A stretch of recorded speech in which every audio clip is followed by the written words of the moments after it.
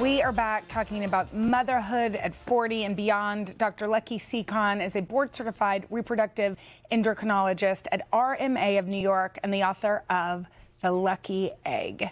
Hi, Dr. Lucky. Hi. We're so happy you're here. I mean, we just had this conversation with these two moms who are now living their dreams of being mothers in their 40s. But what have you seen as this trend in your office? Well, what we know is there's a biological clock, and I think there is this misconception because we're seeing more and more women have children in their 40s, that something has shifted with our biology and that we've somehow been able to hack the biological clock. But I'm here to say that it still exists, and many people are working around it, right? So when we see these celebrity headlines, we're often not knowing the details behind it. And frankly, it's none of our business. Right.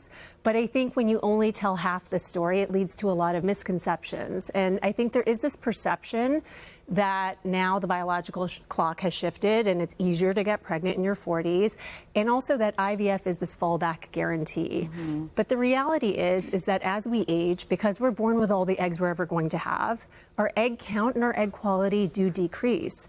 And unfortunately, it's not linear. We start to see these changes set in more rapidly, especially as we enter our late 30s and our 40s.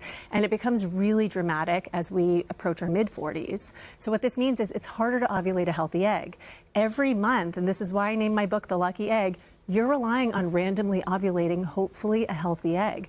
And those odds basically flip in a direction that makes it harder to do that as we enter our 40s. I think it's important to just zoom in and get to the numbers. I did a documentary on infertility years ago, and what I heard from a lot of women is they just wish that they would have gone to a doctor sooner. Absolutely. I think you think, well, I've had regular periods my whole life, or my mom, she got pregnant at this age, or whatever, and then it'll be 6, 7, 8 months, and then their 40s, and then they go somewhere. Yes. So one, what are the statistics for a woman under 40?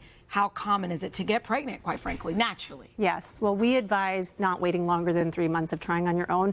And trying means really timing your attempt around that one egg that's being ovulated in a given cycle, right? For most people, that's in 1 month. And each month, that egg has about a 5% chance of actually turning into a pregnancy in our 40s. In our 40s, yeah. And you need to compare that to when you're in your 20s. It's not like it's a 100% chance then. It's like 20 to 25%. So human reproduction is extremely inefficient. Unfortunately, age has an effect where it becomes even less efficient because it's harder to ovulate that healthy egg. So not only does it often take longer to get there, but there's a higher risk of things like miscarriage, which often stem from ovulating the wrong egg. You say that there are numbers when we fall off the cliff. Yes. What are the numbers that we should be aware of? So a lot of people think 35 is this fertility cliff, and it's not. I think the reason why people think that is that if you are pregnant at 35, they say it's a geriatric pregnancy. I've never used those words, but I have heard other some doctors people. have. Yes. We say advanced maternal age, right? And that is stemming from the fact that there are increased risks when you're carrying a pregnancy, especially in your late 30s and beyond, right? You have higher rates of problems with the placenta, preeclampsia, preterm birth. And so your body, with the wear and tear of aging, it's not going to necessarily have the same risk profile when you're younger versus later, right? But I think we're talking about two separate things. Yes. There's the eggs. But when you said people say that number, I think that's why women think that number. And it's also because the changes start to set in a bit more rapidly, right? But nobody has perfect eggs, even in our 20s. But we start to see these changes take place more rapidly at 35 and older. So at 35, when you're ovulating an egg randomly each month, that egg, if it turns into an embryo, there's a 1/3 chance that embryo might be unhealthy, 2/3 chance that it'll be healthy. That levels out to 50-50 at age 37, 38. At 40, there's about a 70% chance that an embryo resulting from any random ovulation would be unhealthy. And that's the core issue, that by the time you go from 40 to 45, that's when there's a really drastic shift. I think we should also be honest about the cost of IVF. Because it's not cheap. You know, I think fertility options, all options can be expensive. People are draining their savings, they're taking out loans. Can you share a little bit about that? Yes.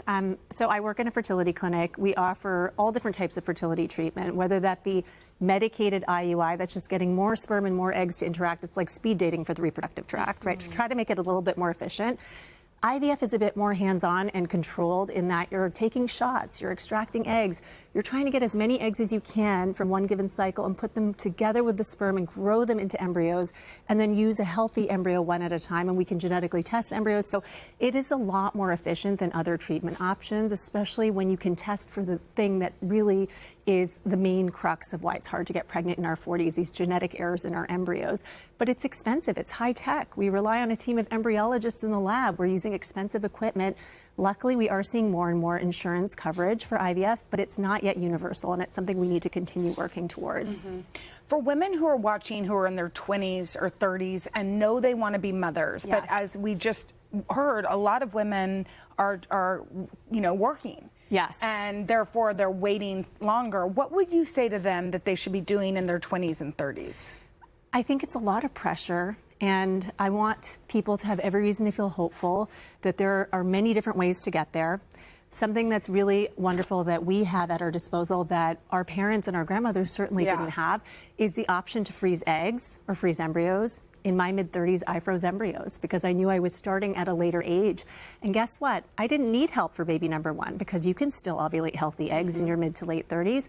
But I was older for baby number 2, and that's when I really relied on what I froze. So there are many different ways to get there. When you look at the headlines, that's not the whole story. And so it's important to be realistic that those challenges surrounding our biological clock aren't magically going away. But we need to be strategic, and you should really have a conversation with your OBGYN, even a fertility doctor, to talk about your anxieties around building your family and what it could look like.